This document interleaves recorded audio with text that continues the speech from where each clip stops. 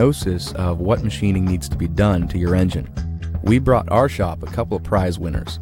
Our combination of parts needed everything in the book. 2 of the blocks needed a bore and a hone because of serious damage to the cylinder walls. Of course, this meant that all the pistons were junk, which was pretty easy to tell just by looking. One of the blocks had a misaligned main bearing bore, and another one had one warped deck, so both decks would need to be cut straight. Every cylinder head that we brought in the door was warped, and they needed valve jobs, and most of them had bad seats and guides. One of the connecting rod sets had spun a bearing. The rod passed the check for bent and twist, but it wasn't straight, and it had to be replaced. All of our other rods just needed resizing.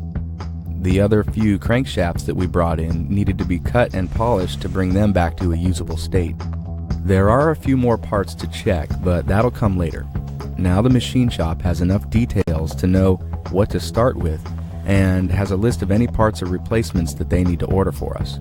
The align hone of